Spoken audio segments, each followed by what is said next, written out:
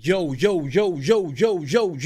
Big Catch back up in here. Shout out to Donnell Wrights, man, being back on the scene, covering some situations. You know what I'm saying? I ain't see him in a couple months. We used to react to his content last year.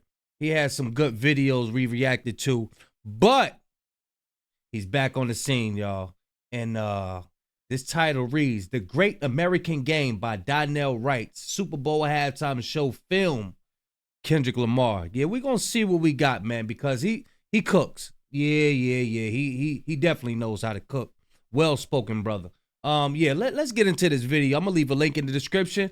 Y'all know I'm like holding y'all. Without further ado, let's get it. Check out this video. You can be good at any game if you understand the rules and how to play the game. The industry, man, it's not the same. He about to cook. Doesn't have to do with talent. It's about playing the game. Why don't you join the team, man? Team? Man, I'm not playing any games. The spook that's set next to the door, man. Hey, look, if you into them old school movies, look, you know what time it is, man. The environment that we're embedded in puts us in a situation where we feel we have to maneuver and play the game and water our message down. I try to be my best to do it for y'all and give y'all a righteous game. Some of y'all gonna get it, and I know some of y'all want to change, but the environment don't allow you. You just don't have the finances to really move outside of the poverty and the conditions that we boxed the fuck into. It's your uncle, Sam, and this is the Great American Game. My Gemini twin back powering up. No more handshakes and hugs. The energy only circulate through us. Everybody must be judged. But this time, God only favoring us. This is the Great American Game. This is where the game begins, in the box. You break out of the box when you learn from those who've escaped. You learn how to play the game from those who know the game well and then try to get... I ain't see that. I ain't see nobody explain it like that. He said you break out of the box. Yeah. Hey, look. Give that game to you. Because game, righteous game, is meant to be shared. I give you the game, go back to the turf and give it right back. Oh, he got scriptures? Ooh. Oh, he got scriptures with it. Oh, we gonna be here for a long time. He got scriptures with it. Yeah. You see how they wanted to enter diversity, but they lose their mind when it's all black? The culture and just being black, I can't help that, man. It's just not something that I think about or even try to like go. I'm black. I'm at a point in my life I can't necessarily fake the funk for nothing. I have to be who I am authentically, and if the world can't. Ho! Kendrick Lamar, a hypocrite. He just said he black, but in a song he said he ain't black no more. He's a hypocrite. Accept that, then so be it. I'm gonna put it all the way out there, whether it's in private or whether it's on the main stage. Economics was the reason that black people were brought to this country. There are no major white characters in your books. No. Why is that a problem? Why is that a problem? To me is what is going on. We came to do the agricultural work in the South and the textile work in the We're going to be here for a minute. North. That's what we came to do. There are no major white characters in your books. No. What is interesting to me is what is going on within the community. And within the community, there are no major white players. The game is a metaphor. The Billboard Hot 100 started in 1958, adding the pressure of charting to the music game. And the first black artist to reach that pinnacle was Tommy Edwards, who went #1 with his R&B record, It's All in the Game, which was about the sometimes heartbreaking game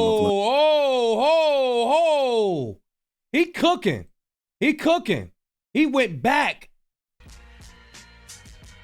The game is a metaphor. Hold on. The Billboard Hot 100 started in 1958, adding the pressure of charting to the music game. And the first black artist to reach that pinnacle was Tommy Edwards, who went #1 with his R&B record, It's All...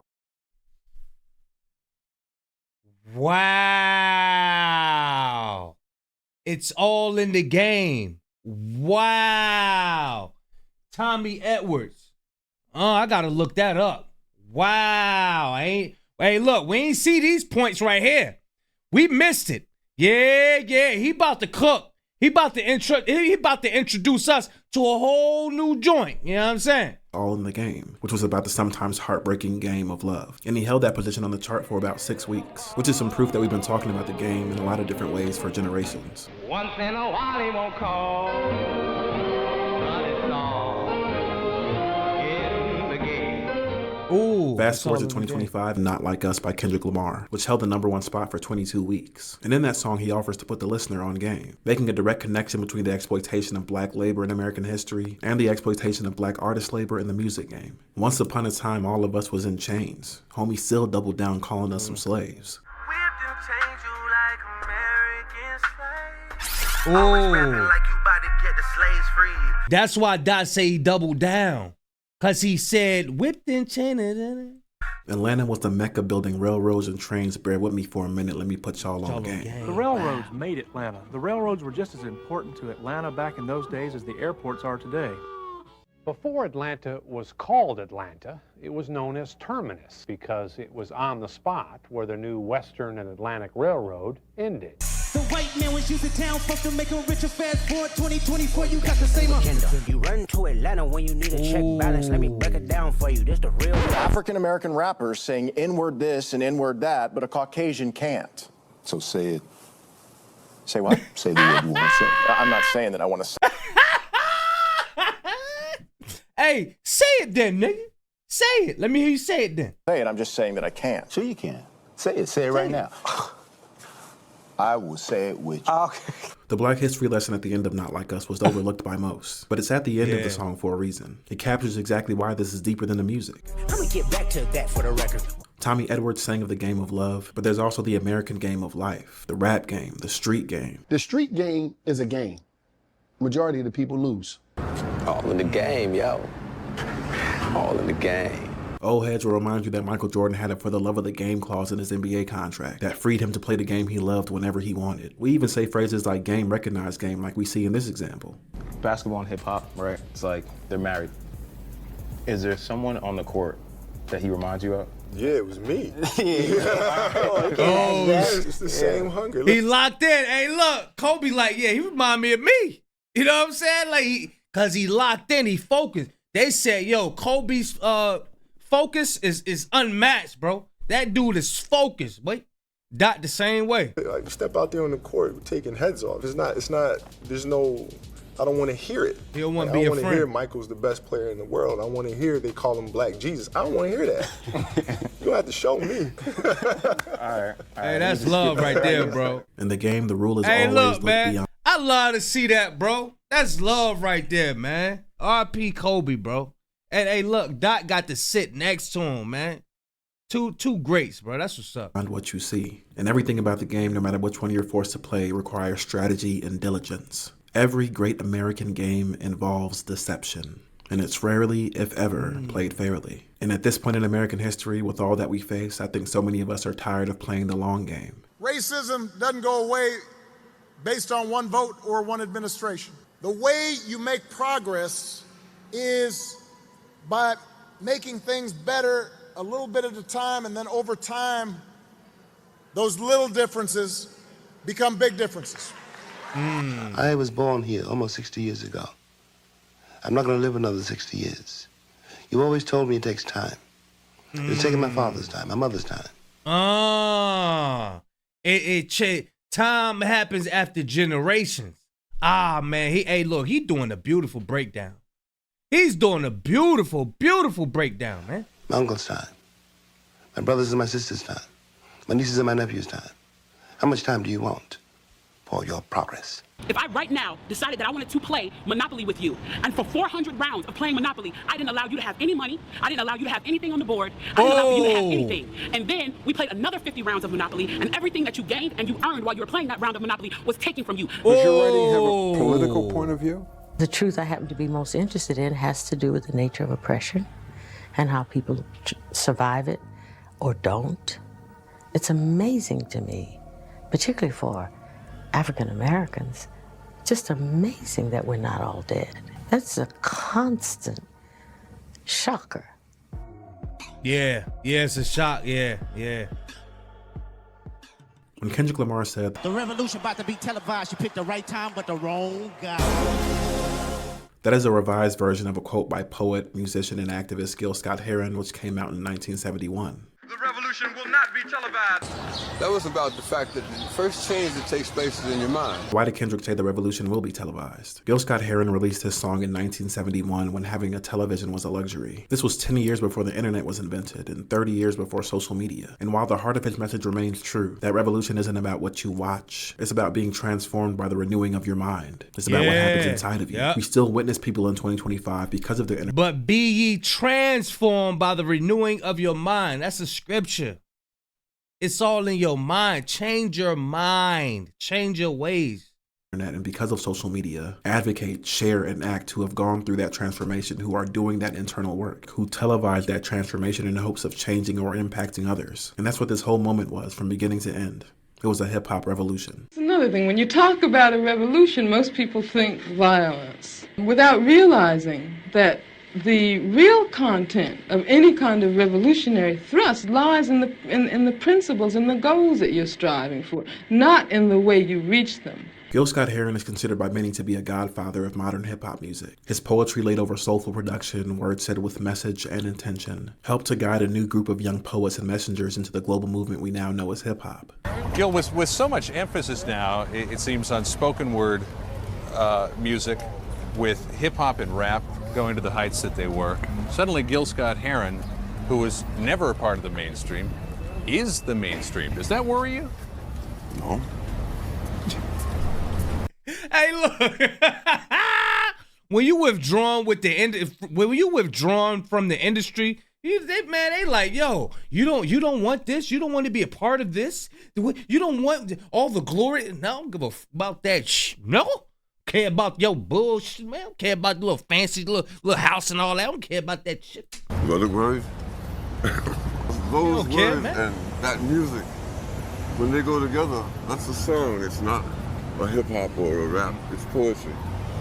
Gil Scott-Heron saw that hip-hop would be a gateway to connect with a new generation of young people. And he also knew that music had the power to reach people in ways that other forms of communication could not.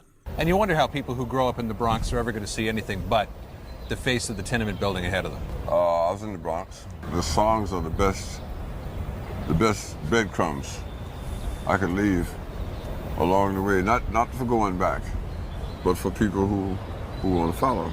With that knowledge, he offered game to the budding MCs in his poem-turned-song Message to the Messenger, released in 1994.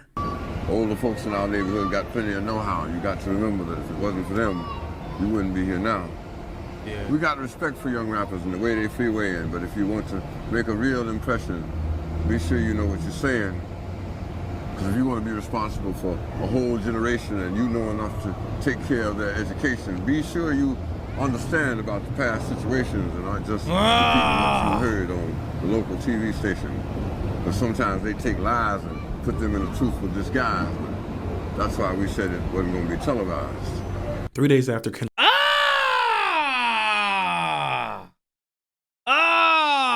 He cooked. Kendrick Lamar was announced as headliner of the Super Bowl halftime show, and on the same day that the MTV Video Music Awards aired, Kendrick released an untitled song that we call Watch the Party Die. And in that song, he gave his own kind of message to the messengers as an elder in the rap game. It was a song that talked about the state of hip-hop and called for a major change in how hip-hop music is created and promoted, with a focus on the future of the youth. It was a rallying cry for the truth tellers and those who seek to edify, uplift, inform, and offer hope to emerge and reclaim the soul of the art form that we know as hip-hop. If you parading gluttony without giving truth to the youth, the graveyard is company. Just tell us what casket to choose. Yes, sir! Locking into what I trust, looking outside, the kids live tomorrow, cause today the party just In that song, Watch the Party Die speaks to the cultural divide that Kendrick Lamar was talking about at the Super Bowl halftime show. Oh no! It's a cultural divide, I'ma get it on the floor. You really about to do it? 40 acres in the mule. This is bigger than the music. It's about the lives and history of black folks in America, about the broken promises we've endured, about how everything meant to serve us and aid in our liberation has been taken away from us and labeled evil. It's recognition that resistance is needed. It's why he's calling for soldiers to assemble and watch the party die, and why he says it's not enough and TV off. So where the soldiers at? The ones that lost it all and learned to learn from that. A thirst for life, head inside the book, cause he concerned with that. Hey, look, man. Hey, look. Y'all gotta go back and watch the party. The way he doing his words, this is a master poet at his finest. Like the way he doing them words and putting it together, bro. This is talent, bro. This is talent. This is why I turn my nose up when y'all be dropping that what's his damn name?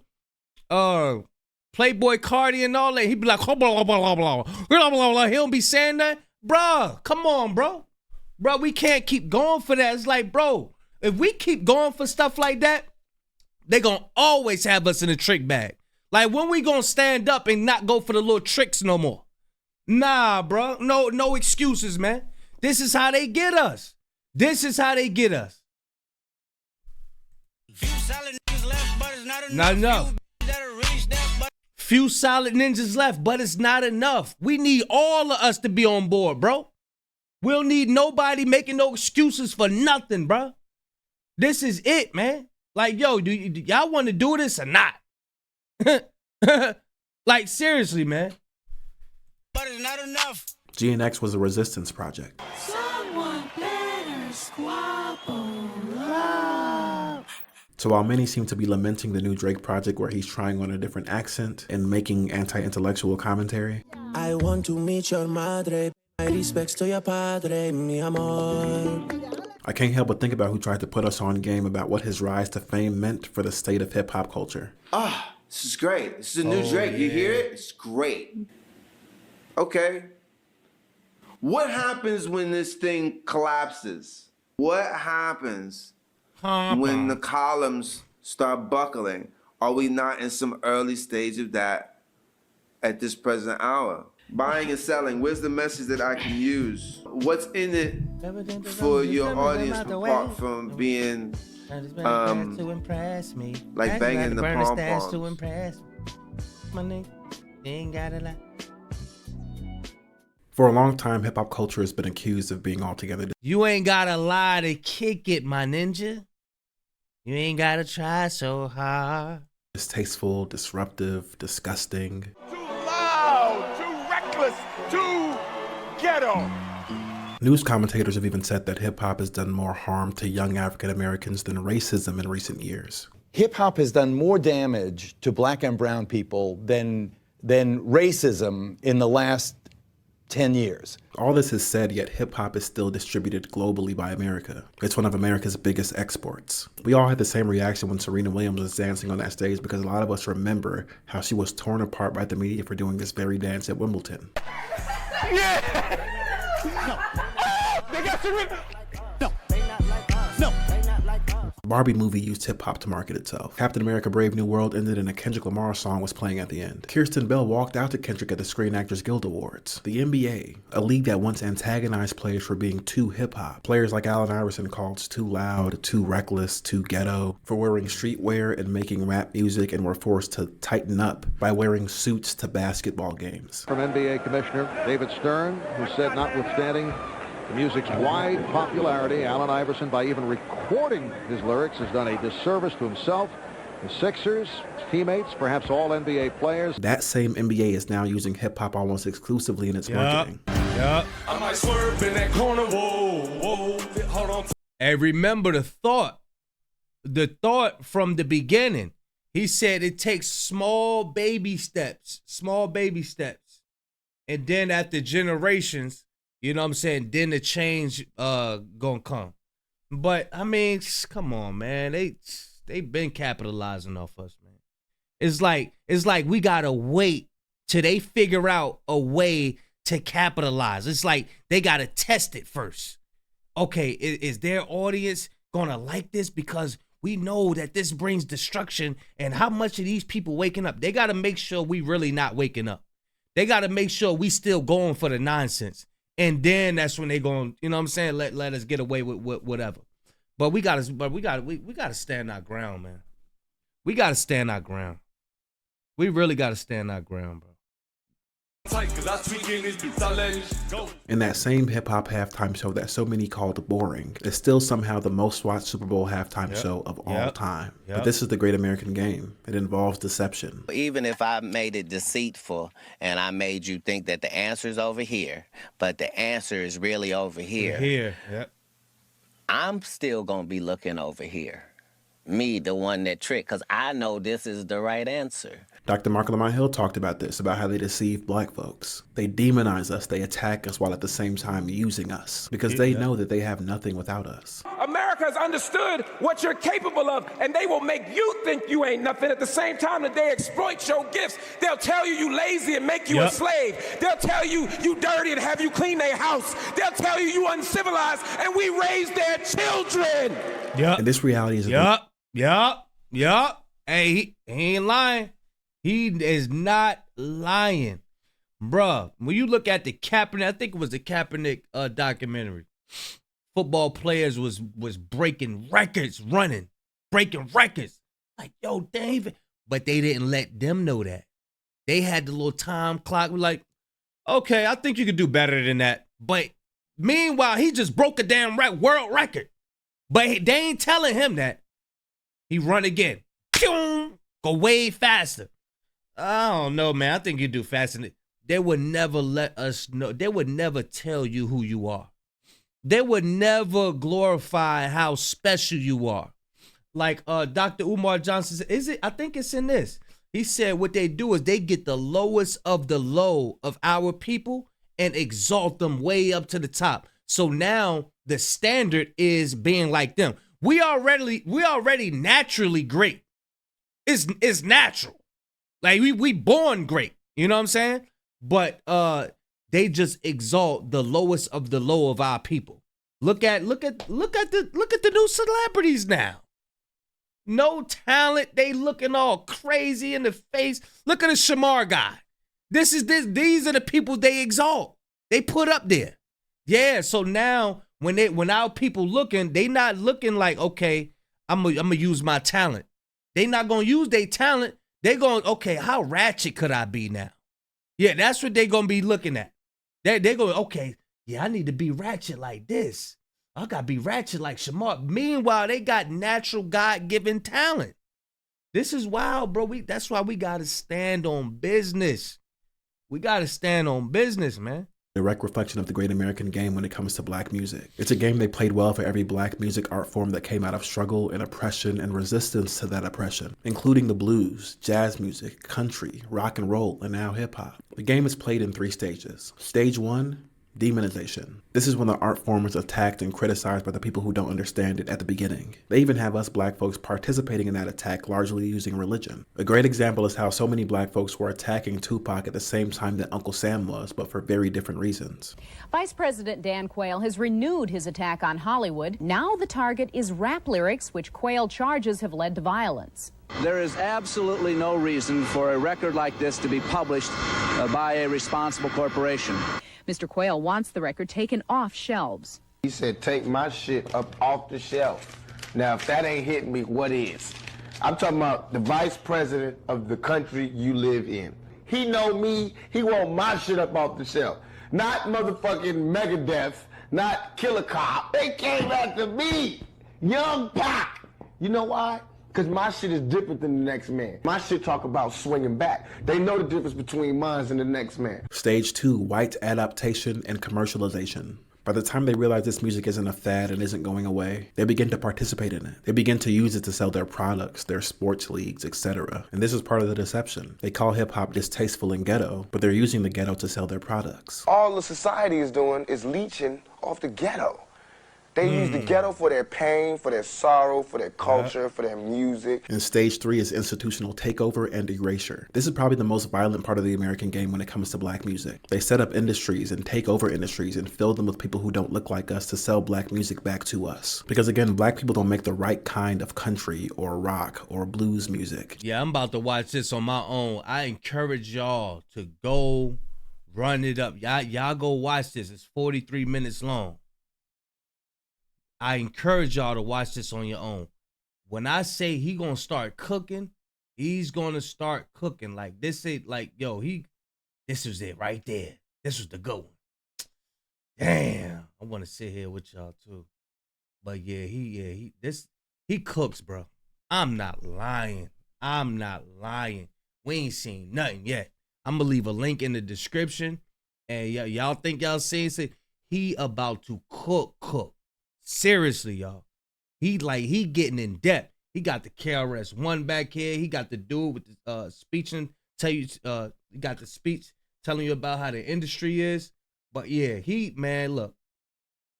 I'm gonna leave that link in the description. Y'all please go check it out, bro. Go tap in with Donnell Wrights, bro. He been cooking. He's well-spoken brother. Well, so we gotta support brothers like this, man. Seriously. Big Kish signing out. I'm going, y'all.